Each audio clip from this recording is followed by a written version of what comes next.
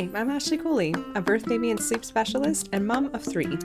There's so much information out there, right?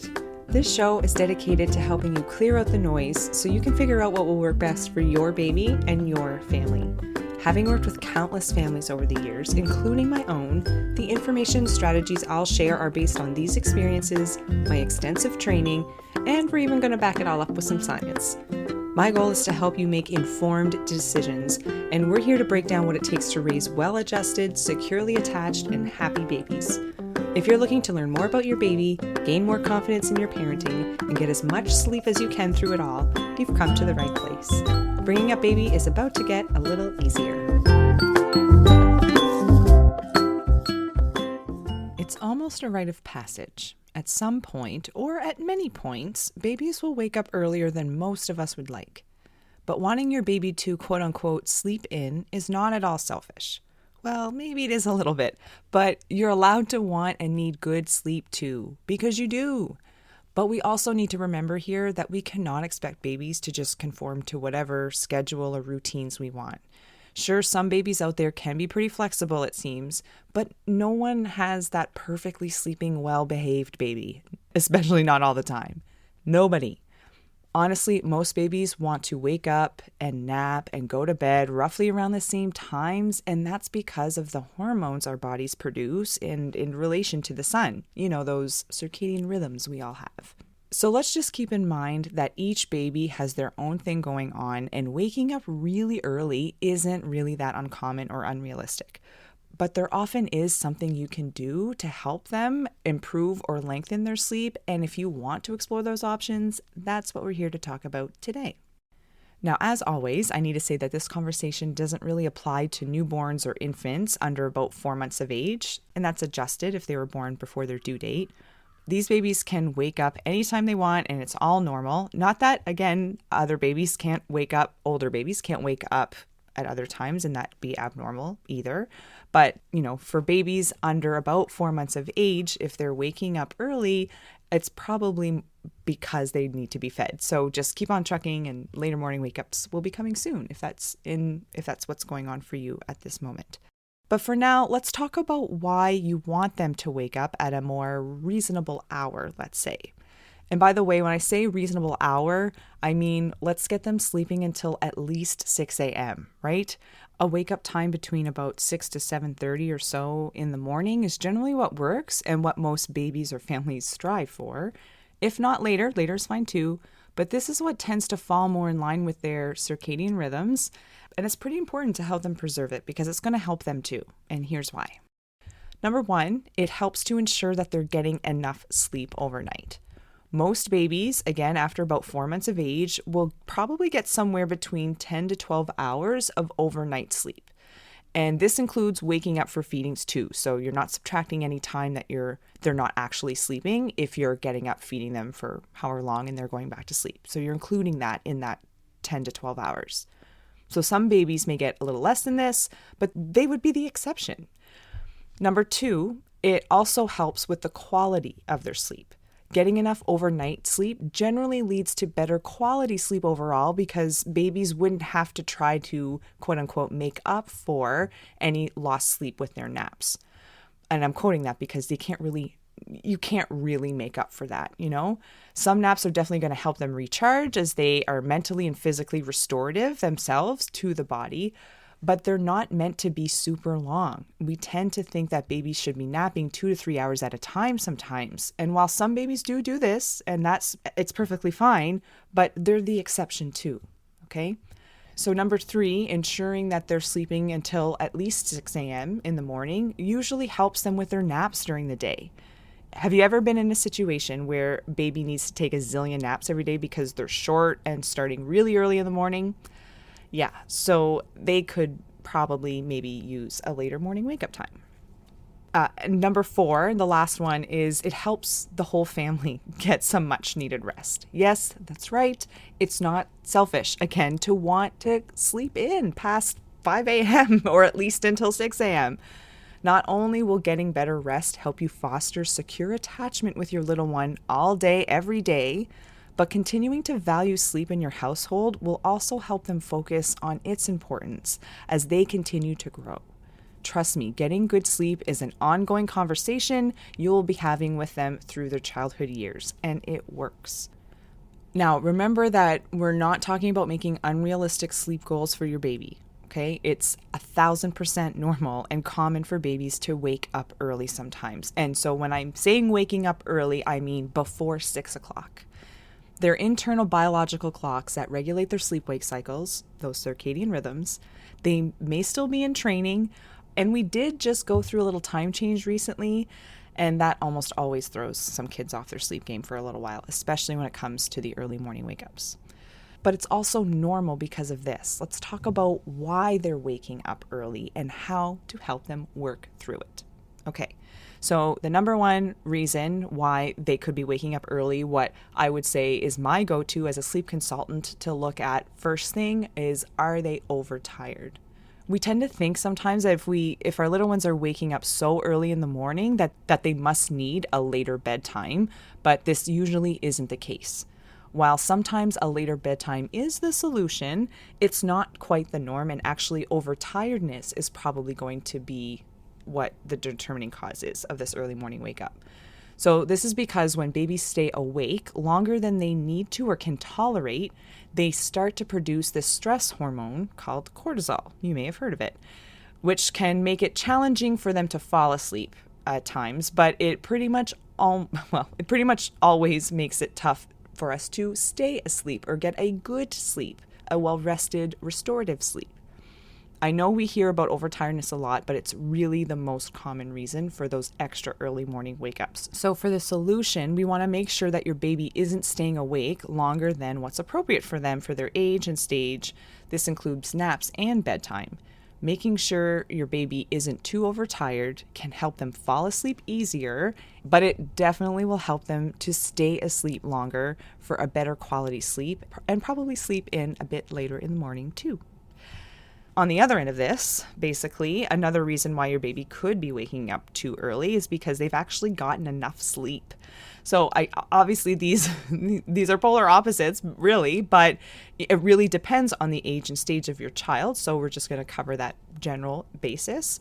But sometimes it actually is because the wake time between even just their last nap to bedtime wasn't long enough. Some babies will fall asleep with ease and still sleep a decent night even when that happens, but then we might see the early morning wake-ups. So they've basically reached their quota of maximum amount of sleep that they need for the day, and they just can't sleep anymore. So it's totally possible. It definitely happens. So the solution to this problem could be either to start limiting their daytime sleep, possibly pushing their bedtime a bit later, or maybe shifting their entire schedule ahead, much like going through another time change. So the number three reason why your baby is actually waking up early and how to help them work through that is, well, their hormones.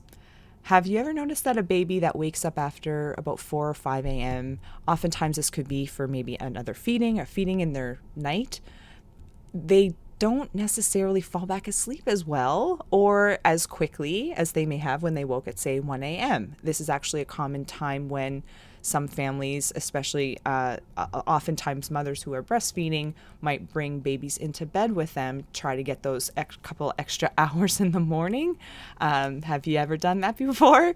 Because at certain ages, actually, I should say, that they are more likely to cozy in, snuggle in, and want to continue sleeping if they are co-sleeping. Some babies do that, not all babies do. But continuing on this train of, let's say, they wake up at that time, you might have fed them, for instance, or they just wake up around that time, and it seems, and it is, a bit tougher for them to fall back asleep.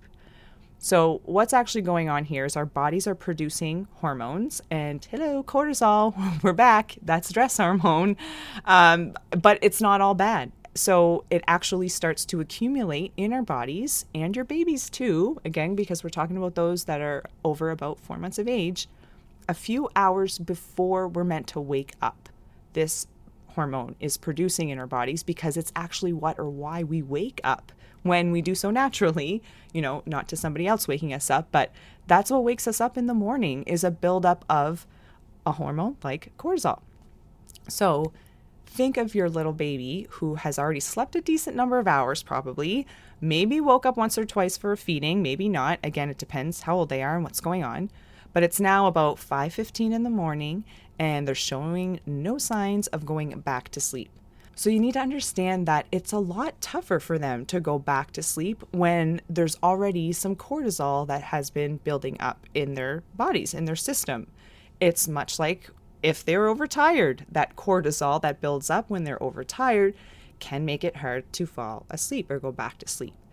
Now, it's not to say that it's impossible for them to go back to sleep at that early hour to try and sleep in a little bit more, but it's going to be a little bit more difficult for them because of this other stuff going on. I think I made that point clear.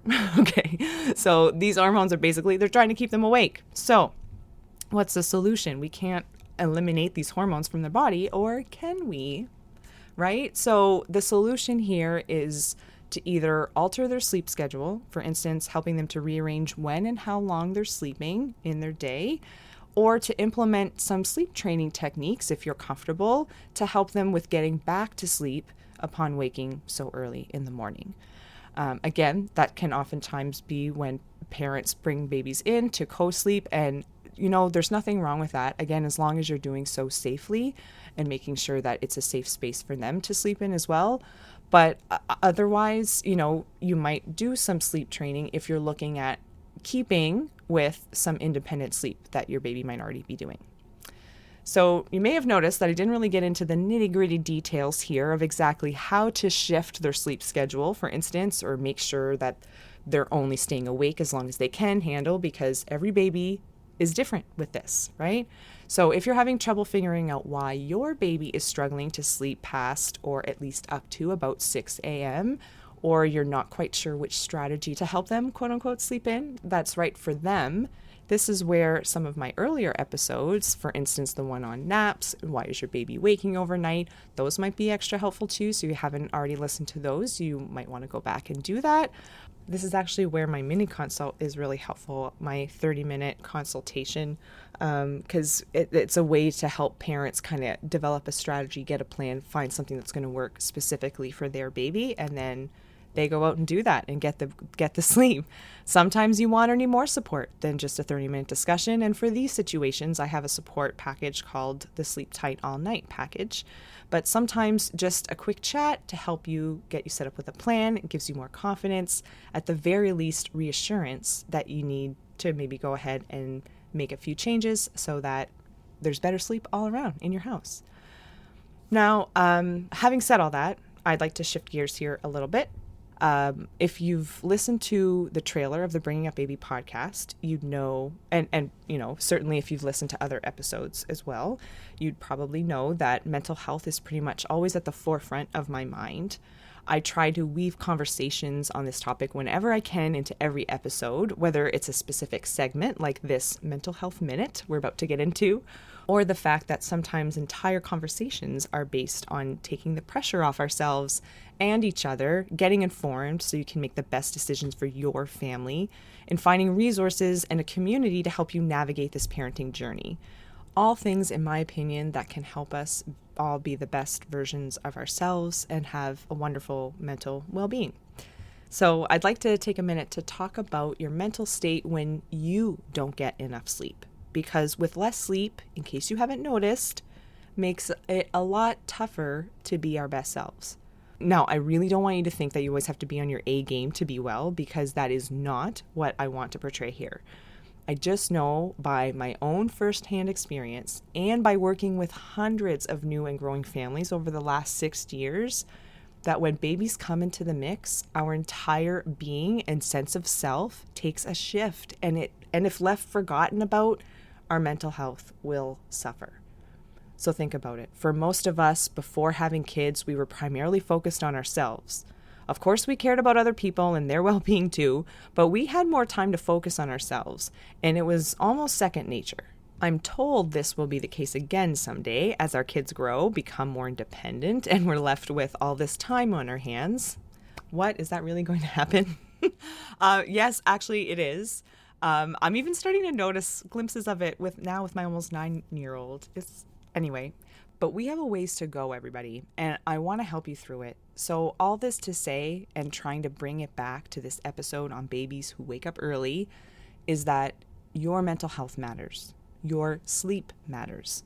And when you get a lack of sleep, and certainly as it may continue over time, it might just slap you in the face at some point.